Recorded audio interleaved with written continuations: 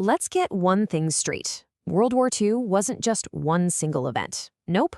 It was a chain reaction, a series of dominoes, each one tipping the world a little bit closer to total catastrophe. So what kicked it all off? What was that very first domino? Well, that's exactly what we're going to break down. And believe it or not, it all starts right here. I mean, think about this for a second. How does a treaty, something literally designed to create peace after World War I, ends up laying the groundwork for an even bigger, even more devastating war just 20 years later? Sounds kind of crazy, right? Let's find out. So our story is going to follow 4 key moments, 4 huge dominoes. It begins with that peace treaty back in 1919, a treaty that just absolutely crippled a nation. That economic collapse then leads directly to the rise of Hitler in 1933. And his ambition, well, that leads to the invasion that sets the entire world on fire in 1939. You can just see them, can't you? One domino toppling the next and the next. Okay, our first domino, the Treaty of Versailles. Now, this thing was signed to officially end World War I, and it was supposed to bring peace to the world. But instead, it was a peace built on pure blame, pointing a giant finger squarely at one nation and basically setting the stage for revenge.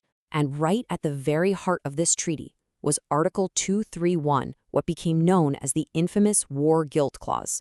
This wasn't just some boring legal text, let me tell you. It was a national humiliation. Can you imagine being forced to accept 100% of the blame for a global catastrophe? That single clause planted a deep, deep seed of resentment that would poison Germany for years. On top of the guilt came the bill, and what a bill it was. Germany was ordered to pay $33 billion in reparations. In today's money, that's over $270 billion. The debt was so crushing, so astronomical, that Germany only made its final payment in, get this, 2010. A debt from one war that lasted nearly 100 years. Just unbelievable. So how do you pay an impossible debt? Well, the German government figured, let's just print our way out of it. Big mistake. Printing money doesn't create value, it destroys it.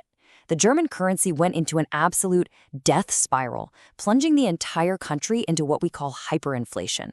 And if you want to see just how insane things got, just look at the price of bread. In 1922, a loaf cost about 160 marks. Okay, but 1 year later, that same loaf of bread costs 200 billion marks. People's life savings just vanished overnight. The economy wasn't just broken, it had literally evaporated. So you've got national humiliation, you've got complete economic collapse. This was the perfect storm. And into this vacuum of pure despair stepped a young, charismatic politician who promised everyone a way out. His name was Adolf Hitler. And Hitler's strategy was simple and it was brutal. On one side, you have a nation crippled by debt and humiliation with millions out of work.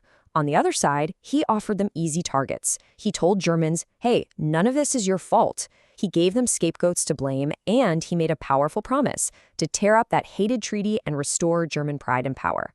For desperate people, that message was incredibly potent. And you know what? The desperation worked. As the Great Depression hit the world and unemployment in Germany soared to 6 million, Hitler's popularity just exploded. In 1933, he seized his moment, declared himself dictator of Germany, and set the country firmly on a path to war. So, now he's in power, and Hitler starts making good on his promises. He wanted more territory for Germany, and as he began his conquest, the rest of the world faced this critical choice. Do we stand up to him, or do we appease him? His whole foreign policy was driven by this one chilling idea, Lebensraum. It means living space. He believed that the so-called superior Aryan race needed to expand its territory. So you see, this wasn't just about politics, it was a racist ideology that actually demanded conquest. And the dominoes started to fall fast. March 1938, he annexes Austria. Nobody stops him. September 1938, he demands a huge part of Czechoslovakia. And the world leaders, desperate to avoid another war, just gave it to him. They called it appeasement. But all Hitler saw was weakness. He took it as a green light. And just a few months later, he seized the rest of the country anyway. But there was one guy who saw the truth, Winston Churchill. And he famously told the other leaders, you were given the choice between war and dishonor. You chose dishonor, and you will have war. He was right. Appeasement had failed. War was now inevitable. September 1st, 1939. Hitler invades Poland. This was the final domino.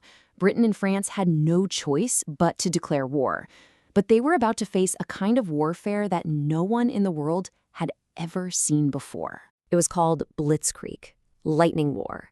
It was a military doctrine built on one single idea: overwhelming an enemy with such terrifying speed and force that they completely collapse before they can even fight back. So how did it work?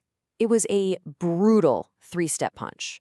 Step 1, tanks smash right through the front lines. Step 2, the Luftwaffe, the German Air Force, bombs everything from above, creating total chaos. But step 3? This is the truly shocking part. To keep up this insane pace, soldiers were fueled by a drug called Pervitin, a drug we now know as crystal meth, letting them fight for days on end without rest. This wasn't just war. It was a drug-fueled war machine. In May of 1940, Hitler unleashes this machine on France. The French were counting on their massive, so-called impenetrable Maginot Line, but Hitler didn't even attack it. He just went around it. He punched his army through the dense Ardennes forest, a route the Allies thought was completely impossible to cross. They were wrong. The surprise was total. The German army poured into France, completely encircling the Allied forces and pinning them against the sea. All of a sudden, 400,000 soldiers were trapped on the beaches of one little town, Dunkirk. They had only one escape route left: the sea. And what followed was one of the largest, most incredible military evacuations in history. But it wasn't just warships. Hundreds of ordinary civilian fishing boats and private yachts sailed straight into a war zone to rescue their army. It was an impossible, absolutely heroic mission. But even though so many were saved at Dunkirk, France had fallen. Britain now stood completely alone. But its new Prime Minister, Winston Churchill, delivered a defiant speech to the world, making it clear Britain would never, ever surrender. I mean, just look at the results. By the summer of 1940, Hitler had conquered almost all of Europe. Austria, Poland, Denmark, Norway, France. The list just goes on and on. He was the undisputed master of the continent, and only Great Britain stood in his way. In just a few short years, one man had gone from a fringe politician to the conqueror of Europe. Hitler seemed completely unstoppable. The world was on the absolute brink. And that leaves us with one final massive question. How could anyone possibly turn the tide against him?